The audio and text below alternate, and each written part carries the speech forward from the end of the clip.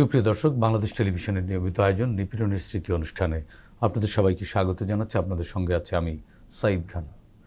19 জুলাই রামপুরা এলাকায় পুলিশ বিজিবির যৌথ আক্রমণে বহু হতাহত হয়। এর মধ্যে এলাহিও একজন। এদিন দুপুরের পর বিজিবি তাকে খুব কাছ থেকে গুলি করে। সেদিন তিনি প্রাণে বেঁচে ফিরলেও অনেকেই আর ফিরে আসেননি। হাসিনা বাহিনীর এই গণহত্যায় সেদিন কত যে মায়ের বুক খালি হয়েছিল তার হিসেব জানা নেই। দুঃসহ সেদিনের স্মৃতি আমরা শুনব এলাহির কাছ থেকে। এলাহি, অনুষ্ঠানে আপনাকে স্বাগত জানাচ্ছি। প্রিয় দর্শক, মূল আলোচনায় যাওয়ার আগে আমরা এলাহির উপর নির্মিত একটি ছোট্ট প্রতিবেদন দেখে নেব। এলাহির বাবার নাম আব্দুল হালিম এবং মায়ের নাম শামসুন নাহার। 7 ভাই বোনের মধ্যে তিনি চতুর্থ। কুমিল্লার হোমনায় পৈতৃক বাড়ি থাকলেও এলাহির জন্ম ও বেড়ে ওঠা রাজধানীর খিলগাঁও এলাকায়। পেশা হিসেবে একসময় বেছে নিয়েছিলেন চাকুরি, কিন্তু জুলাই আন্দোলনেরও কিছুদিন আগে থেকে তিনি রাইড শেয়ারিং শুরু করেন। তাতেই চলে যাচ্ছিল এক কন্যাসহ 3 জনের সংসার। 24শে বৈষম্য বিরোধী আন্দোলন শুরু হলে রাইড শেয়ারিংয়ের কাজ প্রায় বন্ধ হয়ে পড়ে। এ সময় তিনি যোগ দেন শিক্ষার্থীদের আন্দোলনে। খিলগাঁও রামপুরার রাজপথে এলাহি ছিলেন একজন অন্যতম প্রতিরোধ যোদ্ধা। 19 জুলাই তাকে খুব কাছ থেকেই গুলি করে বিজিবি সৈনিক। গুলিতে তার ডান হাতটি ভীষণভাবে ক্ষতিগ্রস্ত হয়। 2 বার অপারেশন করার পরও সুস্থ হতে পারেননি এই জুলাই যোদ্ধা।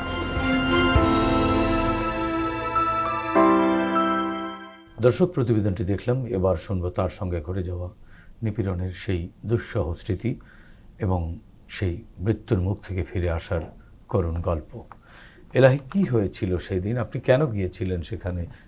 কাদের সাথে গিয়েছিলেন এবং কারা গুলি করলো, কিভাবে গুলি করলো, সেখান থেকে প্রাণে বেঁচে ফিরলেন কি করে? অ্যাকচুয়ালি পাঠাও চালাই। পাঠাওয়ার পাশাপাশি আমি আগে থেকে ছোট থাকতেই রাজনীতি করি। রাজনীতি দলের সাথে আমি অ্যাক্টিভ। আমি 19 জুলাই প্রথম প্রোগ্রাম ছিল আমাদের কাকরাইল মসজিদে নামাজ পড়ে ওই দিক থেকে মিছিল নিয়ে প্রেস ক্লাবে যাওয়া। তো সেদিন আমরা কাকরাইল মসজিদ নামাজ শেষ হওয়া মাত্রই আমরা কাকরাইল মসজিদে বেরিয়ে মৎস্য ভবন অভিমুখী হইয়া মৎস্য ভবনটা ক্রস করার পরেই প্রেস ক্লাবের কাছাকাছি যাইতেই সাউন্ড গ্রেনেড আর গুলি। ওই জায়গায় 5-7 মিনিট আমরা স্টে করতে পারছিলাম। যে যেভাবে পারছে। আমরা বলতে আপনি কি আরো অনেকের সাথে? আর অনেকের সাথে ছিলাম আমি। আচ্ছা আচ্ছা। সিনিয়র নেতৃবৃন্দ ছিল। মানে কারা? বিএনপির সিনিয়র নেতৃবৃন্দ। আপনি বিএনপি করেন? আমি বিএনপির একজন সমর্থক কর্মী আর কি। কর্মী। তো ওই জায়গা থেকে যে কোনোভাবে 2-3 জন আহত হয়েছে। আহত হওয়ার পরে এক সিএনজি ড্রাইভার আমাকে বলে যে ভাই আপনি উঠেন।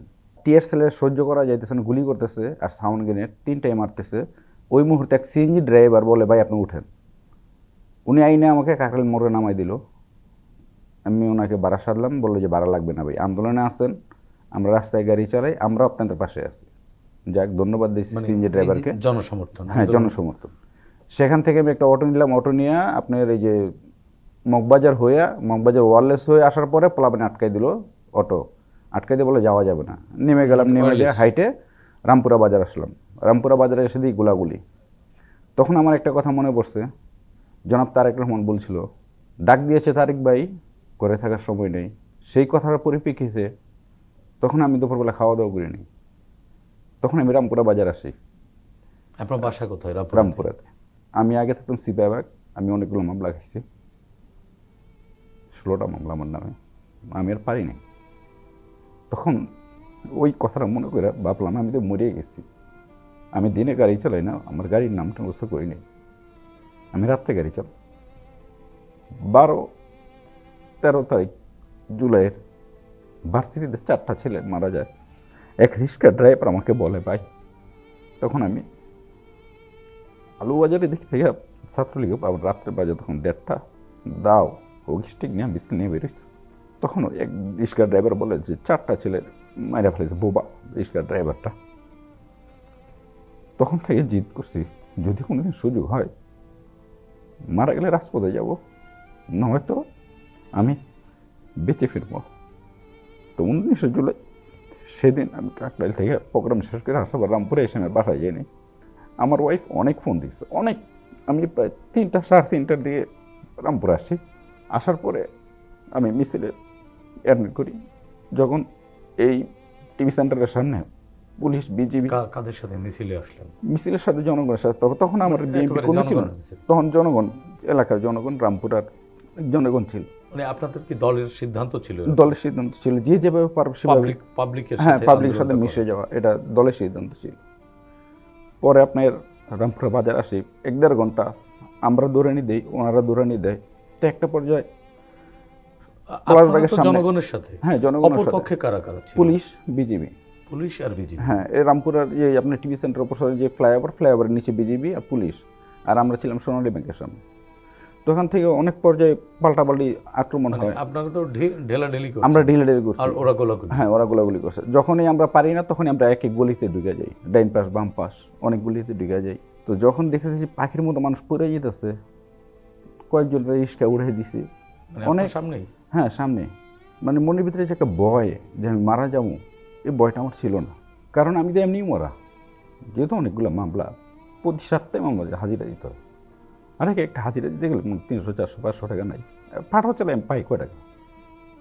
আমি আগে ব্যবসা করতাম, আর গার্মেন্টস ছিল আমার গার্মেন্টসটা ধ্বংস হয়ে গেছে এই আওয়ামী লীগের কারণে। আমি কোনো অন্যায় করিনি, আমি কোনো এলাকায় কোনো অপরাধ করিনি। তো একটা পর্যায়ে আমি ওই এলাকাতে ছেড়ে এলাকা থানা চেঞ্জ করছি। আমাকে যে কোনো একজনের ইনফরমেশন দিয়েছে যে এলাই তুমি এই থানাটা ছেড়ে দাও, এই থানা ছেড়ে দিয়ে তুমি অন্য কোনো থানায় যাই থাকো, তাহলে তুমি বাঁচতে পারবো। উনি এক বড় ভাই আমার, আমি ওনার কথা শুনে আমি এলাকা ছেড়ে দিই। 2016 সালের পর থেকে আমি এলাকা থেকে চলে আসি এদিক থেকে মিটিং মিছিল অ্যাক্টিভ। আমি সবসময় যে কোনো সময় মিটিংয়ে ফোন পাইছি, মেসেজ পাইছি, অনেক সময় মেসেজ দিচ্ছে, অনেক সময় ফোন দিচ্ছে, সেক্ষেত্রে আমি প্রোগ্রাম মিস করি নি। তো যেদিন আমার গুলিটা লাগে সেদিনকে মানে ওই হাঁটু গেড়ে বসার উঠার পরেই টাস করে একটা শব্দ এলো, আমি বুঝি নাই যে আমার এখানে গুলিটা লাগছে। দেখানো যাবে? হ্যাঁ এই যে এখানে গুলিটা লাগছে, কিন্তু এদিক দিয়ে একটা কি বলবো, একটা পেন্সিলের ফুটা যেরকম, একটা মানে সিগারেট আগুন পড়লে যেরকম এরকম লাগছে, আর এদিক দিয়ে 13টা সিলি লাগছে। তো লাগার পরে আমার পিছনে সম্ভবত এই গুলি কিনা আমি জানি না, আমার পিছনের ছেলেটা দেখি এদিক দিয়ে রক্ত ব্লাডিং হইতেছে। তো ওই ছেলেটা যখন আমি গুইরা ধরতে গেছি তখন আমার হাতটা উঠে না, মানে হাতে টের পাননি? না না না, আমার এই হাতটা না, আমি ওর ছেলেটা ধরবো যে আমি হাতটা আমি শক্তিতে আমি পাইতেছি না। তখন তাকায় দেখি এখানে ফুটার পরে হাতটা যখন না উঠে দেবো, তখন হাতটা আমি প্যান্টের বেলের সাথে বাজাইছি, আঙ্গুলটা বাজাই দূর মুরগি চর্ব করলে যে রক্ত হয়, এই রক্তগুলো একদম পেরেছি এই ছেলে টিপ দেওয়ার পরে বলতেছি। ধরার পরে পলাশবাগের সোনালী ব্যাংকের সামনে অনেক লোক ছিল, 4-5 জন আমাকে ধরে একটা মোটরসাইকেল উঠে দিল, নিয়ে গেলো বেটার লিফে যায়, বলতেছে এই চিকিৎসা এখানে হবে না, ঢাকা মেডিকেল যেতে হবে। আমি কি ম্যাডাম আমার ব্লাডটা জানি শূন্যতা হইলে হয়তো আমি মারা যাবো, আমি যেন রক্ত যেন শূন্যতা না হয়, আমার একটু স্টেজ দিয়ে দেয়। আমি সেখান থেকে আমার এক ভাগিনা আছে, ভাগিনাকে ফোন দিয়ে, এবার আমার ওয়াইফ ফোন দিয়েছে, ওই যেই নার্স আছে উনি ফোন দিয়ে বলছে আপনার হাজব্যান্ড গুলি খেয়েছে, যদি পারেন তাহলে আপনার হাজব্যান্ড একা, যদি পারেন কাউকে পাঠান। পরে আমার বাগিনা আছে, বাগিনায় গেছে, বাগিনায় যে স্ত্রী দেওয়ার পরে বের করে আমরা ঢাকা মেডিকেলে চলে যাই। ঢাকা মেডিকেলে যে দেখি ওই জায়গায় আরও মর্মান্তিক কাহিনী। আমি 1 ঘন্টা ছিলাম ওই জায়গায়। আপনার বেড তো লম্বা, হসপিটাল বেড লম্বা না, মানুষ রাখছে পাতালে ভাবে, ঠ্যাং নিচে, হ্যাঁ আড়াআড়ি করে ঠ্যাং নিচে, 2 হাত নিচে, কেউ জিব্রা কামড়দা রাখছে যারা মারা গেছে, কেউ এই দিক দিয়ে গুলি লাগছে, কারো হাঁটু নাই, মানে সবাই তো দেখা যেতেছে। তো সে পর্যায়ে 1 ঘন্টা কিংবা 1 ঘন্টা 10-15 মিনিট ছিলাম আমি। এর ভিতরে আমি 11 জনের মৃত্যু দেখছি ইমার্জেন্সিতে। সেদিনকে আমি হাতের দিকে তাকাই আর লোকগুলোর দিকে তাকাই, যে আল্লাহ নিজের হাতে 3-4 ইঞ্চি ডিফারেন্স, আজকে ওনাদের সাথে তো আমিও সিরিয়ালে শুয়ে থাকতে পারতাম। মানে গুলিটা হাতে না লেগে যদি বুকে লাগতো, তাহলে ওনাদের সাথে বিশ্বাস করেন, ধন্যবাদ দিই আমি ঢাকা মেডিকেল ডাক্তারদেরকে, যে ওই সময়টা ওনারা একটা সাপোর্ট দিছে। কে কী করে সেটা আমার দেখার বিষয় না, কিন্তু একটা সাপোর্ট, একটা প্রেশার নেওয়া। সেই সময় আমি 1 ঘন্টার উপরে বসা, আমি অনেকগুলো 11 জনের মৃত্যু দেখার পরে আমি বলতেছি ভাই আমার একটু সমস্যা হইতেছে মাথায়, যদি সম্ভব হয় আমাকে একটু ব্যবস্থা করেন, কি করবেন আপনারা।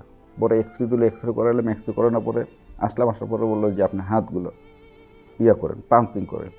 পাঞ্চিং করলাম, পরে ইমার্জেন্সির ভিতরে একটা ওই যে প্লাস্টার করার এক রুম আছে, ওই জায়গায় নিয়ে প্লাস্টার করলো।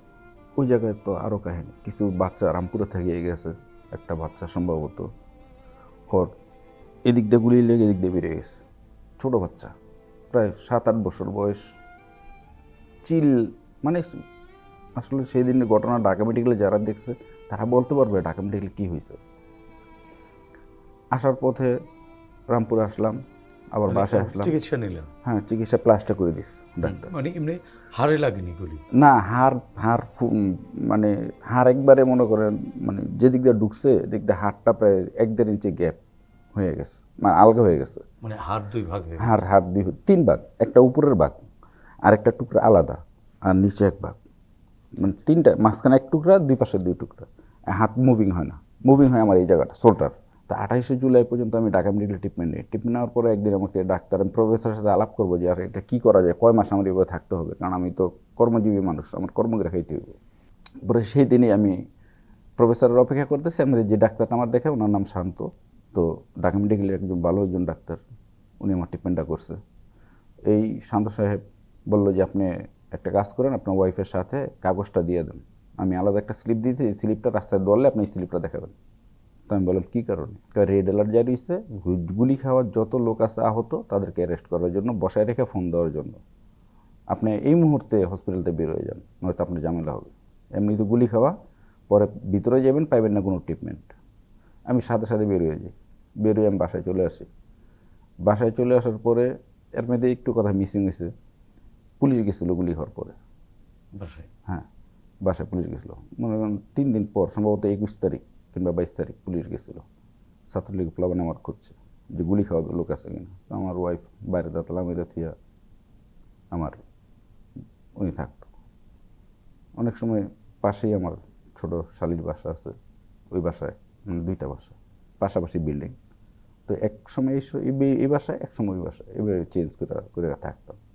28 তারিখের পরে আমি বিভিন্ন হসপিটালে লবিং কইরা, ফরাজিতে, মিরপুর হসপিটালে, উত্তর একটা হসপিটাল আছে কিচিং হসপিটাল, রাজলক্ষ্মীর ভিতরে, এখানে এক বড় ভাই আছে হসপিটালের মালিক, ওনার সাহায্য নিছি। নিজে ফেস দিয়ে যে কারোর সাথে কথা বলবো এটা না, আপনার সাথে গোপনভাবে ফোন দিতে হইতো, ফোন দিয়ে আপনার অ্যাপার্টমেন্ট নিয়ে তারপরে আপনি বললে আমার যাইতে হইতো। তো এরকম কিছু কিছু বড় ভাই আমার হেল্প করছে, ডাক্তারের সাথে পরামর্শ, যার বিজের 2000 টাকা, তাকে আমি 1000 টাকা দিছি। তো যেই হসপিটালে গেছি, একই তো অর্থ সংকটের কারণে ঘুরতে হয়েছে, আমার কাছে অর্থ ছিল না। ওই জায়গায় চাইলে মাত্র 1,25,000 টাকা অপারেশনের, কিন্তু আমার কাছে সাকল্যে আছে 30,000 টাকা। কিন্তু যেই হসপিটালে যাই সেই হসপিটালেই 5,000, 4800 কিংবা 1,200 টাকা কম, আগেই বলে আপনি পরীক্ষা করেন। কিন্তু আমি তো আস্তে আস্তে আমার রিজার্ভটা কমে যেতে আসছে। উত্তরা গেলাম, ধন্যবাদ দিই আমার এই বড় ভাইকে, উনি আমার স্যার, আমার এখানে ছোটোবেলায় আমি কাজ করছি, উনি একটা হসপিটালের মালিক। উনি বলছে তুই আমার এখানে ট্রিটমেন্ট করলে তোর মেডিসিন, তোর থাকা খাওয়া এটা আমি ফ্রি করে দিব। আর ডাক্তার চাইছিল আমার থেকে 80,000 টাকা, কিন্তু সে সময় 80,000 টাকা ছিল না আমার কাছে। আমি বলছি আমার কাছে 80,000 টাকা নাই, আমার কাছে সর্বসাকল্যে 30-35,000 টাকা আছে। তাও এটা আত্মীয় স্বজন বন্ধু বান্ধব আমাকে 2,000, 5,000 করে টাকা দিছে। আপনি দেখেন কি করতে পারবেন। আচ্ছা ঠিক আছে, তুই এক কাজ কর, 60,000 টাকা তুই মিলা, বাকি যা লাগে আমি বুঝবো। আমি ওটা মিলাইতে পারি না। ব্যাক করে আমাদের এই রামপুরার 2-1 বড় ভাই আছে, ওনাদের দিয়ে এই ডেল্টা কথা বলল। হ্যাঁ, ডেল্টা হসপিটাল কথা বললো। ডেল্টা হসপিটালে কথা বলার পরে যে ডাক্তার সাথে, তারপর আল্লাহর কি রহমত, যাই দেখি আমি আমার ওই ঢাকা মেডিকেলের ডাক্তার। আপনি এনেকে? আমি স্যার আমি এনেকে, আমি আসছি আপনাকে দেখাই। তো উনি অপারেশন রুমে ছিল, ওই জায়গায় একটা অপারেশন হইতেছে, ওই রুমের ভিতরে আমাকে নিয়ে গেছে, যেহেতু আমার হসপিটালের ভিতরে রাখাটা রিস্ক। তো ওই রুমে, অপারেশন রুমের ভিতরেই নিয়ে বসাইছে আমাকে, বসে বলতেছে আপনি বসেন, কী সমস্যা। পরে আমার এখানে একটা পরীক্ষা দিল, এই যে যেখানটা পুষ বেড়ায়, এখানটা পরীক্ষা দিল। পরীক্ষা দেওয়ার পরে 2 দিন পরে গেলাম, বলে সব ঠিক আছে, আপনি 65,000 টাকা ম্যানেজ করেন। তো চিন্তা করলাম, উত্তরা চাইছে আমার কাছে 60,000 টাকা, আর আমার ঘরের লোকে চাইছে 65,000 টাকা, তাহলে আমি এখানেই করবো। তো আত্মীয় স্বজন, আমার 2-1 বন্ধু বান্ধব আছে, তাদের সাথে আমি আলাপ করলাম, পরামর্শ করলাম, সবাই সম্মিলিতভাবে আমাকে একটু শেয়ার করলো। যে সেদিনই অপারেশন, কারণ 2টা বাজে আমার অপারেশন। আমি এসে বেডে শুইলাম, স্যালাইন লাগাইলাম। স্যালাইন লাগানোর পরে ডাক্তার আসলো, সব কিছু ঠিক আছে। সিস্টাররা ডেকে বলতেছে আপনি ওনার স্যালাইনটা খুলে দেন। তো আমি বললাম স্যার আমার স্যালাইনটা কেন খুলবেন, আমার তো টাকার সমস্যা নেই, আমি একটু লেট করে আসছি, কারণ আমার টাকা জোগাইতে একটু সমস্যা, আমি নিজে যে টাকাটা রিকভারি করে আনছি, আমার তো টাকা সমস্যা নেই, আমার কেন ট্রিটমেন্ট করবেন না, আমি কি কোনো সমস্যা আমার? কয় না, আপনার জন্য আমি ঢাকা মেডিকেলে একটা সিট বরাদ্দ করছি, আপনি কালকে সকালবেলা ঢাকা মেডিকেলে চলে যাবেন, এত নম্বর মানে সব কিছু কমপ্লিট আছে, আপনি শুধু যাইয়া ভর্তি ফর্মটা কমপ্লিট করে আমার কাছে নিয়ে আসবেন।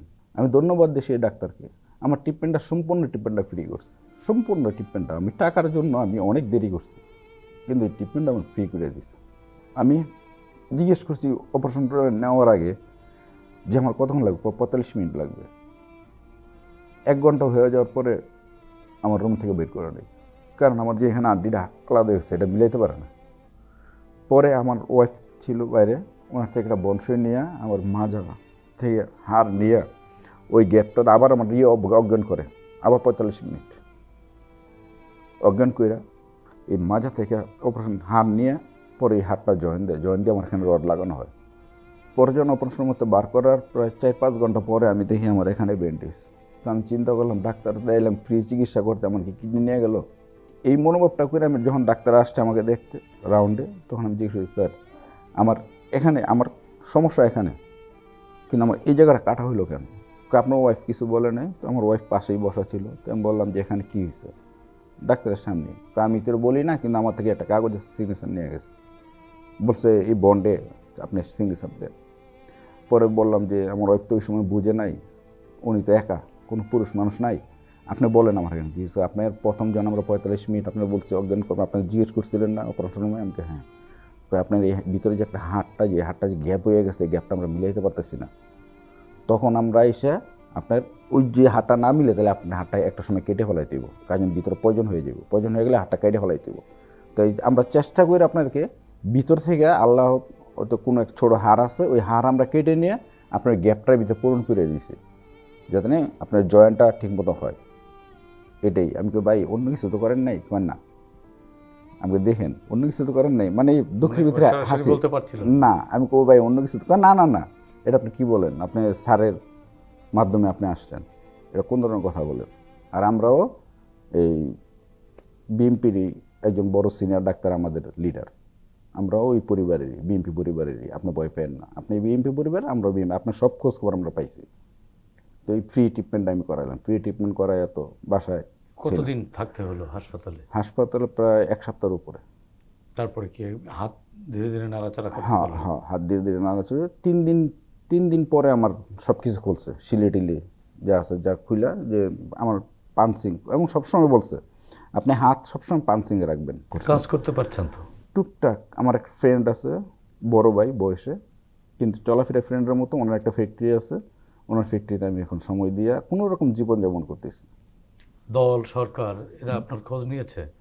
দল সরকার ওই যে ওই পর্যন্ত সব আব্বাস ভাই দিছে, আর আমার এলাকার এক বড় ভাই দিছে, মানে একেবারেই দলের বন্ধু বান্ধব বা খুব কাছের হ্যাঁ, মানুষরা একটু help আপনাকে করতেছে। আপনাকে হেল্প করছে, Help যেই করতেছে, কারণে আপনি হ্যাঁ। সার্ভাইভ করতে পারছেন। হ্যাঁ, কিন্তু আলহামদুলিল্লাহ। আপনি জুলাই যোদ্ধা হিসেবে রেজিস্ট্রেশন হয়নি, হ্যাঁ হ্যাঁ নিবন্ধন হয়েছে হ্যাঁ, না? নিবন্ধন হয়েছে আলহামদুলিল্লাহ। আমি সেই জায়গা থেকেও তো, সেইটা একটা টাকা পাইছি, আমি 5 লক্ষ টাকা পাইছি এবং সহযোগিতা পাচ্ছেন না মাসে সহযোগিতা, মাসে? মাসে মাসে সহযোগিতা পাচ্ছি। সেটা আল্লাহ আমাকে এই ব্যবস্থাটা করে দিছে আলহামদুলিল্লাহ আল্লাহর কাছে। আর আমি এই গ্রুপে আল্লাহ আমারে দিছে, এই গ্রুপে আছি 83 নাম্বার, আমার গ্রেজেট নাম্বার 83, মানে 20,000 লোকের ভিতরে আহতদের এর ভিতরে 83 নাম্বার আমার। এই গেজেটভুক্ত হওয়া তো আর আপনার উদ্দেশ্য ছিল না। না না না আপনার না উদ্দেশ্য না ছিল না, তো আমার উদ্দেশ্য ছিল আমার এই জুলাইয়ে আন্দোলন, আপনি জুলাই আহত হবেন, সহযোগিতা পাবেন, এরকম তো কোনো প্রত্যাশা ছিল না। গুলিটা না, হাতে না লেগে তো বুকে বুকে লাগতে পারতো। তাহলে আজকে হয়তো আপনাকে আমরা আমাদের মাঝে পেতাম না, আপনার মুখ থেকে শুনতে পারতাম না। কিন্তু যে বাংলাদেশের স্বপ্ন দেখেছিলেন, সেই বাংলাদেশ কি হবে বলে আপনি বিশ্বাস করেন? আমি মনে প্রাণে বিশ্বাস করি সে বাংলাদেশ হবে, বৈষম্য থাকবে না, বৈষম্য থাকবে না, মানুষ গুম হয়ে যাবে না, না না এগুলো হবে অযথা না। হয়রানি হবে না, সুশাসন প্রতিষ্ঠা হ্যাঁ, পাবে। সুশাসন 100% সুশাসন হবে যদি তারেক জিয়ার মতো সবচেয়ে বড় সরকার কথা ক্ষমতায় হচ্ছে আসে। মানুষ তার জীবনের নিরাপত্তা পাবে, সামাজিক মর্যাদাটা পাবে। 100% পাবে, এটা আমার বিশ্বাস, এটা আমার বিশ্বাস। আপনার দলের বা অপর রাজনৈতিক দলগুলোর নেতাকর্মীদের আচরণ দেখে কি আপনি মাঝে মাঝে কষ্ট পান তবে না? সত্য কথা বলতে কি, একটা সময় যদি যে কোনো সরকার, আমি একটা বিএনপির সাপোর্টার দেখে বিএনপির কথা বলবো তা না, যে কোনো সরকার যদি ওরকম কিছু করে, মানুষ মরতে শিখছে, যে কোনো সরকার আসুক 1 থেকে 2 বছর এর ভিতরে নেমে যেতে হবে যদি ওরকম ওরকম আচরণ করে। আচরণ করে, যদি জনগণের কথা চিন্তা করে, তাহলে আলহামদুলিল্লাহ ভালো থাকতে পারবে। এলাহি, আপনি এই যে গুলিবিদ্ধ হলেন, বুকে না লেগে হাতে লাগলো, যেই কারণে ক্ষত নিয়ে বেঁচে আছেন, মরেও যেতে পারতেন। যারা গুলি করলো, আপনি কি দেখতে পেরেছিলেন হ্যাঁ, কারা হ্যাঁ, গুলি হ্যাঁ, করেছে? হ্যাঁ, দেখতে কারা পাচ্ছি। করেছে? বিজিবি। বিজিবি। বিজিবি। মামলা করেছেন আপনি? আমি মামলা করি না। কেন মামলা করলেন না? আপনি কি আপনার মামলা করি নাই। এই এই নির্যাতনের, এই নিপীড়নের বিচার আপনি চান না? আমি বিচার চাই। মামলা করি নাই, তার কারণ হচ্ছে আমি মামলা করব বিজিবির নামে। যখন থানায় মামলাটা যাবে, তখন অজ্ঞাত হয়ে যাবে 4-5 হাজার। মামলা বানে কিছু গোষ্ঠী আছে এটা নিয়ে মামলা বাণিজ্য করবে। আপনার এই ক্ষতকে আল্লাহ তো আমার বিতর্কিত বাঁচায় করে। রাখছে, আলহামদুলিল্লাহ, আল্লাহর কাছে হাজার শুকরিয়া, আল্লাহ আমার বাঁচায় রাখছে। কিন্তু আমার এই বাঁচানোর মাঝখানে যে কোনো একটা উসিলার কারণে আমি তো বেঁচে রয়েছি। আমি কি কারণে নিরীহ একটা লোকের চাপ দিয়া কিছু অর্থ নেওয়ার যে বাণিজ্যটা হয়েছে, 5ই আগস্টের পরে কিছু বাণিজ্য হয়েছে, আমি এই বাণিজ্যের কথা চিন্তা করে যে আল্লাহ তো আমার বাঁচাই রাখছে, যে কোনোভাবে আল্লাহ আমার আমি চলতে পারবো। কিন্তু আমি একটা মামলা করে আরেকটা হয় একটা ফ্যামিলি, আমি 16 বছর, বিশ্বাস করবেন, এই 16 বছর আমি অনেক কষ্ট করছি, অনেক কিছু আমি দেখছি, শিখছি। কিন্তু আমার মতো যেন এরকম কষ্ট কেউ না করে, যে জন্য আমি মামলাটা করিনি। এলাহি, স্ত্রী সন্তানদের নিয়ে কি অনিশ্চয়তায় পড়ে গিয়েছিলেন যখন গুলিটা লাগলো? তখন কি ভয় পেয়েছিলেন? হ্যাঁ, ভয় পেয়েছি। কি কি মনে হয়েছিল? আমি হয়তো আমার হাতটা হয়তো চলে যাবে, পঙ্গুত্ব বরণ করতে হবে। কারণ আমি পঙ্গুতে একদিন গেছি, আমার মতো যোদ্ধা বাইচে আছে, কিন্তু একটা হাত নাই, একটা পা নাই। এই জিনিসগুলো আমি উপলব্ধি করছি যে আজকে যদি আমার না থাকে আমি কি করব। সন্তানদের, স্ত্রী, সন্তান, হ্যাঁ, আমি পরিবার। ওদেরকে কে খাওয়াবে? তবে আমার ওয়াইফ আমাকে ভালো সাপোর্ট দিচ্ছে, তোমার কোনো কিছু করতে হবে না। আমার ওয়াইফ একজন কর্মজীবী, কর্ম করে। আমি যে কোম্পানিটাতে আছি ছোট, কিন্তু ওই জায়গায় আমার ওয়াইফও সময় দেয়। তো দুইজনে মিলে একটা অনার করে আমার ফ্রেন্ড। এই যে আপনার স্ত্রী, যার এত অবদানের কথা বললেন, ওনাকে কি এই এই কথাগুলো বলতে পেরেছেন? হ্যাঁ, আমি সবসময় কথা বলি, সবসময়। আমি গুলি খাওয়ার পরে একটু অন্যরকম একটু চেঞ্জ আমি হয়েছি, যে আল্লাহ আমার নিজের হাতে বাঁচা রাখছে, আমি মারা যেতাম এমন কোনো কথা আছে যেটা ভাবিকে বলা হয়নি? না। আমি সব শেয়ার করি। ভিতরে চাপিয়ে রেখেছেন? না, আমি সব শেয়ার করি, সব শেয়ার। সব শেয়ার করি। আমি কোনো কিছু বাকি মানে রাখি না। এখন আসলে দুজন মিলেই হ্যাঁ, একটা জীবন করতে চান। হ্যাঁ, হ্যাঁ। একটা আমার স্বপ্ন একটাই যে আমরা তো পঙ্গুত্ব বরণ করতেছি, তো আমার দেখতে দেখা যায় ভালো, কিন্তু আমার ভিতরের খবরটা আমি নিজেই জানি। আমি যে কোনো সরকার আসুক, আমি চাই যাদের কারণে কোঠা আন্দোলন দিয়ে শুরু হয়েছে, যাদের কারণে 5ই আগস্ট আসছে, তাদের আহত এবং নিহত তাদেরকে যিনি যে কোনো সরকারই আসুক, তাদেরকে যেন একটু দেখভাল করে। জুলাই গণ অভ্যুত্থানের যে যোদ্ধা, যে আন্দোলনের কর্মীরা, যে যোদ্ধারা, তারা যেন মানে সম্মানিত হয়, তারা যেন অবহেলিত না হয়, অবহেলিত না হয় এবং হয়রানির শিকার তারা না যেন হয়, কষ্টটা না পায়, কষ্টটা না পায়। কারণ তাদের আর যাবার জায়গা নেই, যাওয়ার জায়গা নেই। এই দেশটাতেই এই বাঁচতে হবে। দেশটাতেই বাঁচতে হবে এবং যুদ্ধ সংগ্রাম সবকিছু করে এখানেই বাঁচতে হবে। আমরা অনুষ্ঠানের শেষ দিকে, এলাহি, আপনি কিছু বলতে চান? আবারও ধন্যবাদ দেই বিএনপি পরিবারকে, এই কারণে যে সামনে একটা নির্বাচন, আমি চাই যে আমি সামান্য নিম্নতম একটা কর্মী, এই কর্মী হিসাবে যদি কোনো দিন বিএনপি ক্ষমতায় আসে, দেশটা যেন ভালো চলে, আহতের যোদ্ধাদেরকে যেন দেখভাল করে, যে দলই আসুক, যে দলে আসুক। কিন্তু আমি বিএনপি, যেহেতু আমি যেহেতু সমর্থন আপনি করি ওই বিএনপি দলটা করি, করেন, আমি হ্যাঁ। বিএনপির প্রতি আমার অগ্রাধিকার বেশি, আমি ছোট থেকে বিএনপি করি, যেহেতু 16টা মামলা আমার নামে। মানে আপনার প্রত্যাশা এটা। আমার প্রত্যাশা এটা। আর দ্রব্যম, লাস্ট একটা কথা বলতে চাই, যে দ্রব্যমূল্যটা যেন একটু নিয়ন্ত্রণে আনে, তাহলে আমাদের মতো নিরীহ মানুষ বাঁচতে পারবো। নয়তো দিন দিন যেভাবে বাড়তেছে, আমাদের মতো নিরীহ মানুষ বাঁচাটা অসম্ভব, মুশকিল হয়ে যাবে। মুশকিল হয়ে যায়, খুব সম্ভব। এলাহি, আপনাকে ধন্যবাদ। আপনার এই দেহের যে ক্ষত নিয়ে বেঁচে আছেন এবং আপনার এই রক্তের বিনিময়ে আমরা আজকে কথা বলতে পারলাম, আমরা একটি বাংলাদেশ পেলাম যেখানে সবাই মিলে কথা বলতে পারছি, অন্তত কথা বলার স্বাধীনতা আমরা পেয়েছি। এবং আমরা সামাজিক যে মুক্তির লক্ষ্যে লড়াইটা ছিল আপনাদের, আমরা হয়তো সেই মুক্তিও পাবো, এখানে কাঙ্ক্ষিত গণতন্ত্র প্রতিষ্ঠা পাবে। এবং আপনাদের মতো এলাহিরা এই যে শেষ সময় যে হাসি, এই হাসি ধরে রাখবো আমরা বহু বছর, এবং আপনাদেরকে সাথে নিয়ে আমরা একটা নতুন বাংলাদেশ, একটা সবার বাংলাদেশ এবং সবার আগে বাংলাদেশের চিন্তা করব। এলাহি, আপনাকে ধন্যবাদ এবং আপনার এই অবদানের প্রতি আমাদের শ্রদ্ধা। প্রিয় দর্শক, শেখ হাসিনা সময়ের স্রোতে হারিয়ে যাওয়া এক ঘৃণিত স্বৈরাচারের নাম, যিনি নিজের ক্ষমতাকে দীর্ঘস্থায়ী করতে বিরোধী রাজনৈতিক কর্মীদের উপরে চালিয়েছিলেন নিপীড়ন। তার এই নিপীড়ন পৃথিবীর বহু স্বৈরাচারের রক্ত নদীকে করেছে ম্লান, গড়েছে নির্মমতার নতুন রেকর্ড। এলাহি কোনো রকম অক্ষর জ্ঞান সম্পন্ন একজন সচেতন যুবক 24-এর বৈষম্য বিরোধী আন্দোলনকে যৌক্তিক মনে করে নেমেছিলেন রাজপথে। তিনি ভেবেছিলেন নিজে পড়াশোনা বেশি না জানলেও যে সন্তানকে তিনি কষ্ট করে লেখাপড়া শেখাচ্ছেন, একদিন সে ঠিকই মেধার মূল্যায়ন পাবে। কিন্তু হাসিনার খুনি বাহিনীর কাছে তার সেই প্রত্যাশার কোনো মূল্যই ছিল না। তারা তাকে হত্যার উদ্দেশ্যে গুলি করে। আমরা তার উপরে চালানো এই নিপীড়নের অবশ্যই ন্যায় বিচার কামনা করছি। দর্শক, এই অনুষ্ঠানে চাইলে আপনিও যোগ দিতে পারেন। আমাদের ইমেইল nipironersriti.btv@gmail.com পাঠাতে পারেন আপনার সঙ্গে ঘটে যাওয়া যে কোনো নিপীড়নের ঘটনা। আগামীতে বাংলাদেশ টেলিভিশনের মাধ্যমে আমরা সেগুলো তুলে ধরব। সে পর্যন্ত সবাই ভালো থাকুন, সুস্থ থাকুন, বাংলাদেশ টেলিভিশনের সঙ্গেই থাকুন। খোদা হাফেজ।